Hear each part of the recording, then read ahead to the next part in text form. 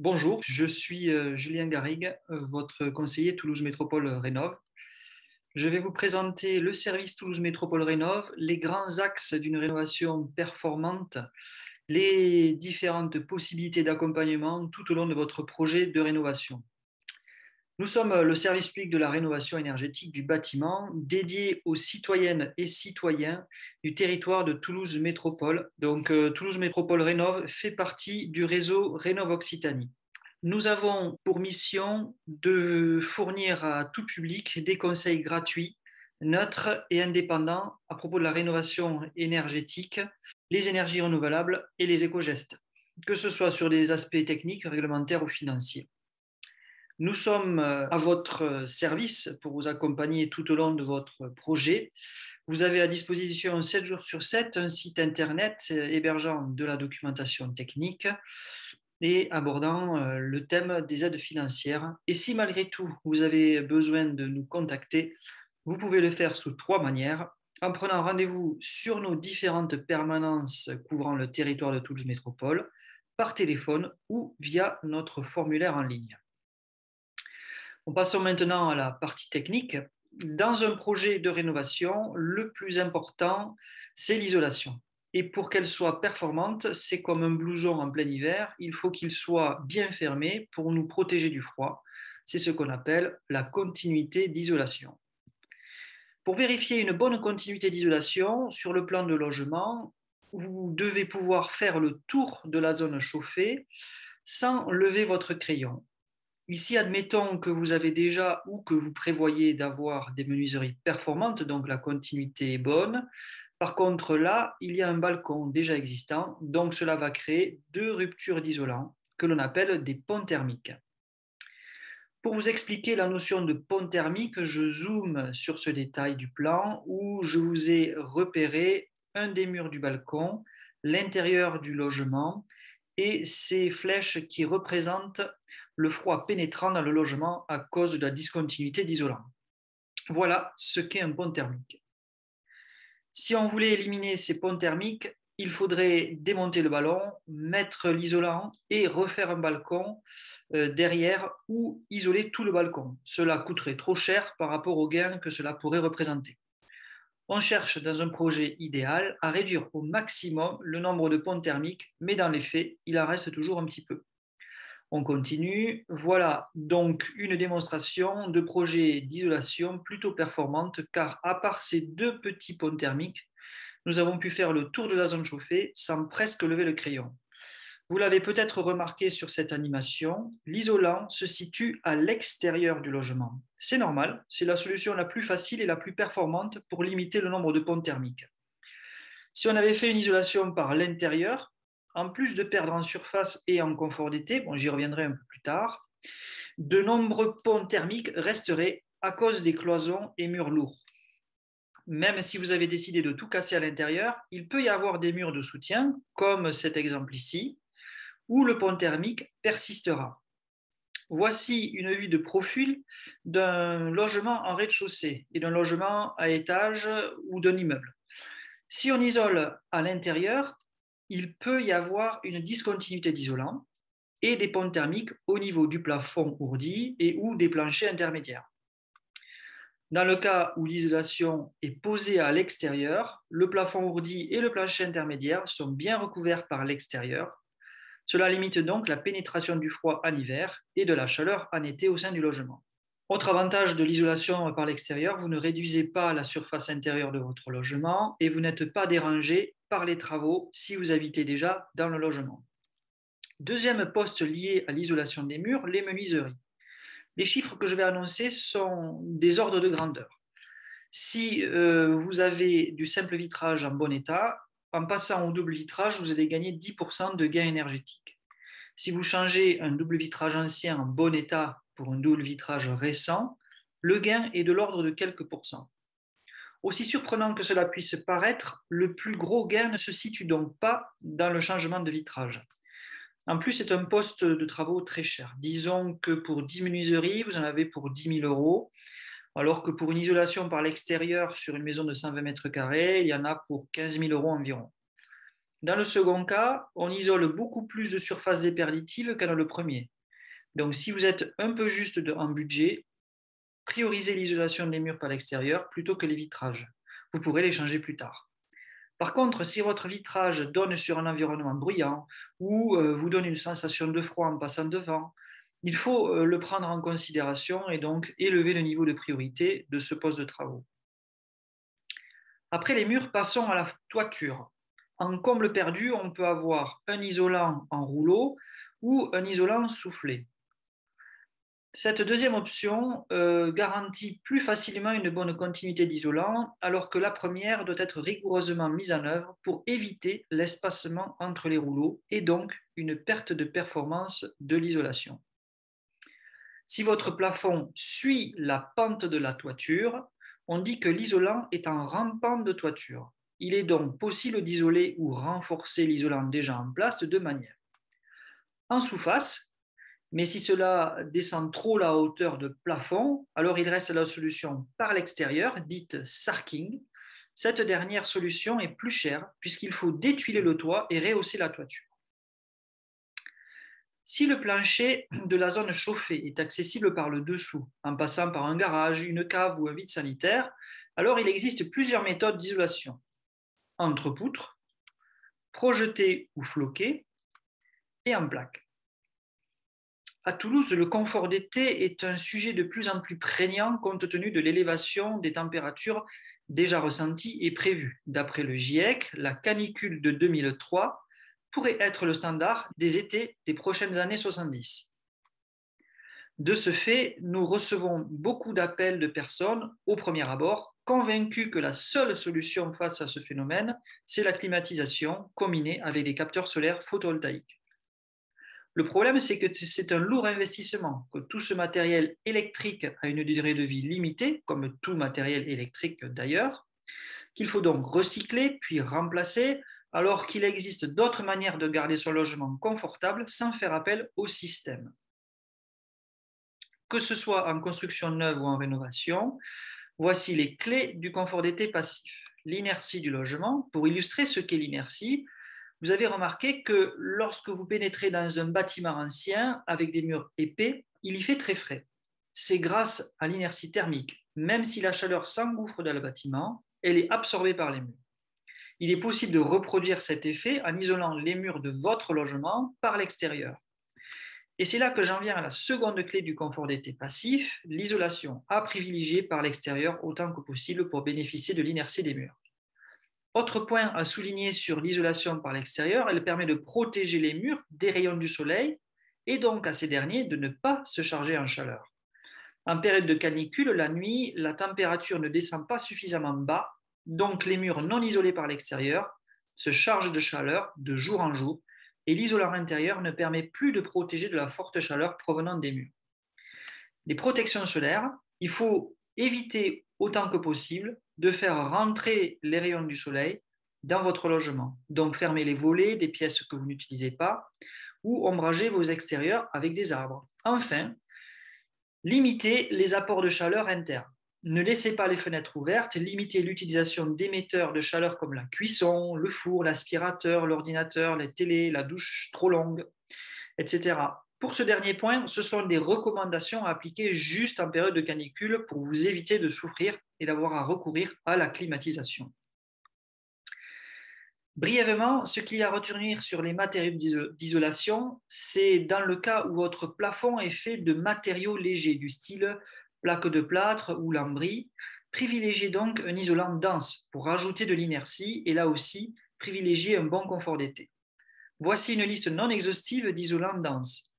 La ouate de cellulose, le textile recyclé, la fibre de bois, la paille de riz et la chènevotte. Si vous avez un plafond en matériaux lourds de type ourdi béton ou plâtre, il y a déjà de l'inertie sur cette paroi, donc n'importe quel isolant fera l'affaire. Dernier aspect technique valable pour tous les isolants, que ce soit en mur ou en plafond, c'est la résistance thermique. Cette caractéristique est décrite dans toutes les fiches techniques des isolants et dans les devis. Le R, c'est votre point de repère. Plus le chiffre est grand et plus c'est isolant. C'est fini avec l'isolation, passons maintenant au système. La ventilation, c'est un poste important, mais simple en termes de réflexion. En rénovation, préférez la VMC hygroréglable, ça fonctionne bien, c'est dans la plupart des projets suffisant. Dans certains cas particuliers, la solution de VMC double flux peut être envisagée. Si votre maison est dans un environnement bruyant, couloir aérien, avenue très passante, si vous avez des allergies au pollen ou de l'asthme, la VMC double flux, grâce à ses filtres, peut vous procurer un air de meilleure qualité. Mais attention, en rénovation, le coût des travaux est plus important qu'avec une VMC hygroréglable. Parce que pour que cette solution soit performante, il faut une étanchéité à l'air de votre logement presque parfaite. En termes de dépenses, notez qu'elle consomme plus d'électricité et qu'il faudra changer les filtres régulièrement. Pour la production d'eau chaude sanitaire, soit elle est produite par votre système de chauffage, chaudière ou pompe à chaleur, soit elle est à part dans un ballon autonome. Si vous avez une pente de toit plein sud ou très proche du plein sud, la solution du chauffe-eau solaire thermique, et non pas photovoltaïque, peut vous assurer 60 à 80% des besoins annuels d'eau chaude sanitaire, limité au coût électrique d'un petit circulateur à eau. Le capteur solaire thermique est une technologie simple composée d'une feuille de cuivre sous laquelle est soudé un tuyau de cuivre dans lequel circule simplement de l'eau. Un isolant en dessous, le tout assemblé dans un coffre en aluminium avec un vitrage résistant à la grêle par-dessus. C'est très simple, les premiers capteurs solaires thermiques ont été installés il y a 70 ans, ils fonctionnent encore. Préférez une solution auto-vidangeable. Cela permet d'éviter l'utilisation d'antigel et en été le risque que ce dernier caramélise en période de surchauffe estivale. Quand il n'y a pas assez de soleil, l'appoint peut se faire par une résistance électrique intégrée au ballon ou alors par votre système de chauffage. Coût du système entre 5 000 et 6 000 euros, matériel et main-d'œuvre. En solution électrique, il vous sera souvent proposé le chauffe-eau thermodynamique. Ce système a quelques inconvénients dans sa version classique. Il y a un ventilateur de clim à l'extérieur, attention au bruit généré vers vos voisins. Si vous êtes un immeuble de copropriété, il faut l'accord du syndic. Sa durée de vie est d'environ 15 ans. Son rendement est assez faible, la performance annuelle est de 2, ce qui signifie une consommation divisée par 2 par rapport à un chauffe-eau électrique classique. L'autre solution, si vous devez changer VMC et chauffe-eau et que vous n'avez pas de toiture plein sud, serait le chauffe-eau thermodynamique sur air extrait. Là, c'est un système qui peut être difficile à mettre en place car il faut que les gaines de ventilation aille jusqu'au chauffe-eau, mais il y a plusieurs avantages. Il favorise l'air chaud intérieur, qui serait de toute manière envoyé vers l'extérieur par une VMC classique. Son rendement est meilleur. Il est plus économe en électricité, sa durée de vie peut être plus longue, et il n'y a pas de bloc ventilateur à l'extérieur. Abordons maintenant le chauffage. La base à garder en tête, c'est que le vecteur eau est 4 fois plus performant que le vecteur air. Cela veut dire qu'il vaut mieux privilégier les systèmes sur radiateur ou plancher chauffant. Si vous avez un sol ou un plafond à refaire, pensez-y. Car plus la surface de diffusion est large, plus le système de chauffage est économe. Cela signifie donc que si vous rénovez un logement qui n'avait que des radiateurs électriques, il vous faudra mettre en place un circuit hydraulique et des radiateurs. C'est ce qu'on appelle le chauffage central. Si vous n'en avez pas, votre dernière option sera de passer sur la clim réversible, aussi appelée PAC RR, qui reste mieux que les radiateurs électriques. Pour alimenter vos radiateurs à eau ou votre plancher chauffant, il faut un système de production d'eau chaude. Je commence par les systèmes de vecteur eau. La chaudière à gaz. Sur Toulouse, c'est une solution pratique et pas chère. Il y en a pour 5 à 6 000 euros posés environ. Ça ne prend pas de place si vous n'avez pas de ballon d'eau chaude. Elle peut répondre aux besoins d'eau chaude sanitaire, en plus de faire le chauffage. Vous pouvez prendre un abonnement biogaz à Toulouse. Il y a la station d'épuration du Ginestous qui dispose d'un processus de méthanisation des boues et permet de chauffer 11 000 habitants. Attention, si vous êtes un immeuble de copropriété, demandez l'autorisation à votre copropriété lors de l'Assemblée générale. Concernant la chaudière à granulés ou à bois, c'est une très bonne solution de remplacement de chaudière fioul. C'est plutôt réservé pour les besoins conséquents en termes de chauffage. Mais comme vous avez évidemment bien isolé votre logement, vous ne devriez pas avoir besoin de cette solution qui reste encombrante entre l'appareil lui-même et le stockage du combustible qui demande la construction d'un silo. Le prix total de tout ce matériel est d'environ 12 à 15 000 euros pièces et main-d'œuvre, pour 12 000 euros la chaudière et 3 000 euros le silo. Cependant, elle utilise un combustible pas cher pour le moment. La solution sans combustible, donc électrique, c'est la pompe à chaleur. Il y a plusieurs modèles. Je commence par le plus courant, la PAC RO. Elle peut produire de l'eau chaude sanitaire si nécessaire. Le module intérieur a un encombrement équivalent à celui d'une chaudière gaz murale. Par contre, le bruit du module de ventilateur extérieur peut gêner les voisins. Faites très attention à cela, sans compter l'esthétique discutable de ce module accolé à votre maison. La durée de vie d'un tel équipement est donnée pour 15 ans. La PAC RO est économe, le COP de 2,5 selon le type de radiateur. Dans le cas d'un givrage, il y a deux possibilités techniques. Soit une résistance électrique permet le dégivrage, soit le système prend la chaleur à l'intérieur du logement le temps du dégivrage. Comptez environ 15 000 euros matériel et main-d'œuvre. Si vous êtes en copropriété, il faut d'une part demander l'autorisation à la copropriété pour le groupe extérieur, et d'autre part, si vous n'étiez pas en chauffage électrique, il peut y avoir des problèmes de sollicitation du réseau en commun dans les gaines montantes. Si vous avez un bout de jardin, il reste la géothermie qu'on appelle techniquement PAC-OO, car les calories à l'extérieur sont captées par un circuit d'eau et sont diffusées à l'intérieur de votre logement par un circuit d'eau. Il y en a 3 types, horizontal, vertical et sur nappe. Les points communs de toutes ces solutions de PAC géothermie, c'est un prix élevé, elle n'émet pas de bruit à l'extérieur, ce sont des systèmes globalement plus performants. Et si votre logement est équipé d'un plancher chauffant, il est peut-être possible de faire un peu de rafraîchissement de l'ordre de 2 ou 3 degrés en été. Le matériel n'ayant pas besoin de répondre à de gros écarts de température, il est moins sollicité, donc dure plus longtemps. Pour finir sur les systèmes de chauffage, il nous reste le vecteur R, qui, je le rappelle, est 4 fois moins performant que le vecteur O. Le poêle à bois ou à granulés. C'est un système abordable en termes de prix de matériel et de coût de combustible. Si vous prenez un poêle à granulés seul, il faudra sûrement des radiateurs électriques en appoint dans les chambres et la salle de bain pour les périodes les plus froides. Si vous n'avez pas de cheminée, il faudra prévoir la création d'un conduit. Et enfin, il faut prévoir de l'espace de stockage, des granulés ou des bûches.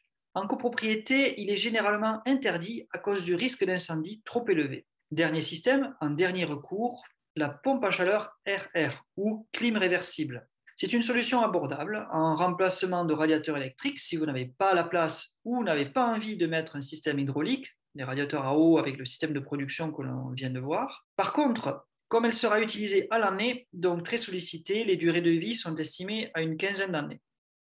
Quelques sources d'inconfort à noter, courant d'air et assèchement de l'air.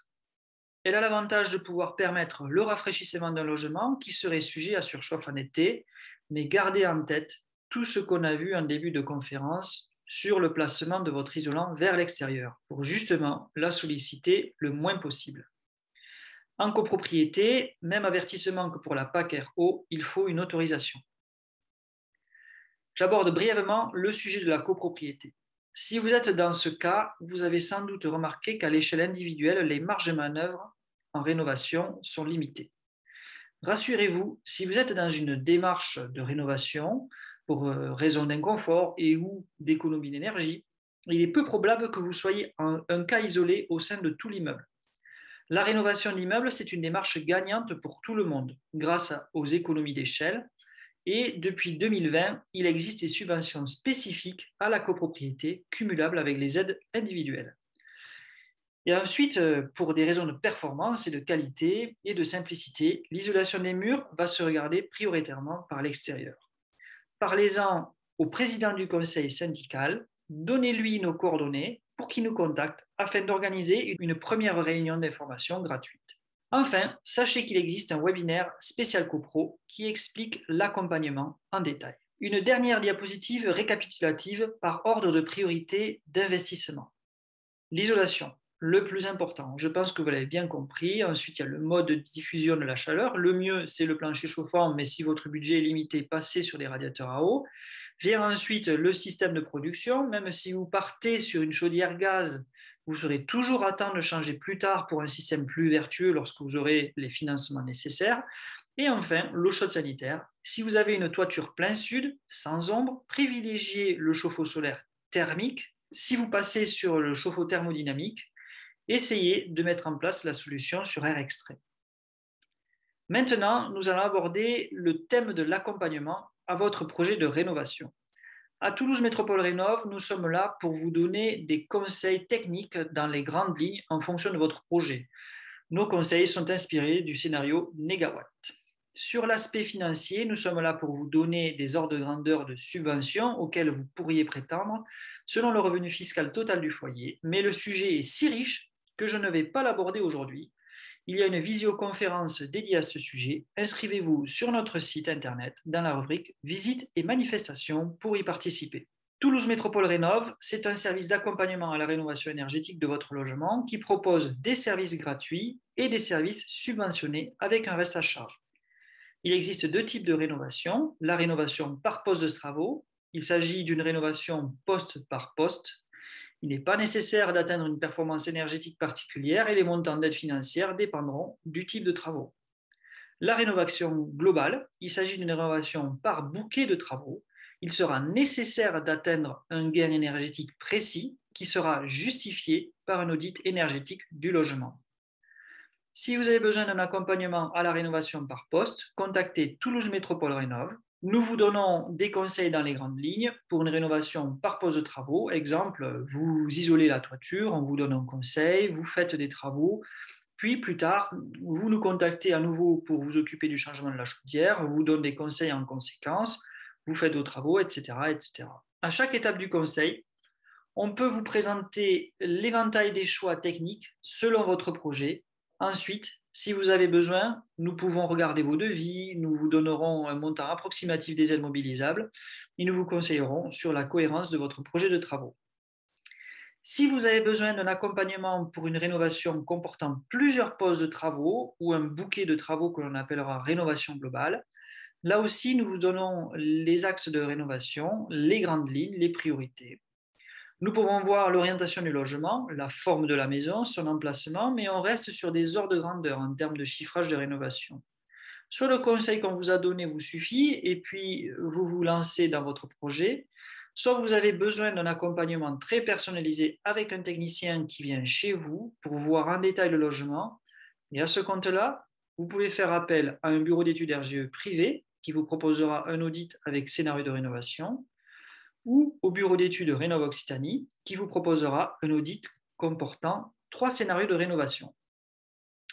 Suite au résultat de l'audit, vous pouvez soit vous faire accompagner par un professionnel RGE de votre choix, architecte, entreprise de rénovation, soit par Rénov Occitanie, ou bien vous débrouiller seul.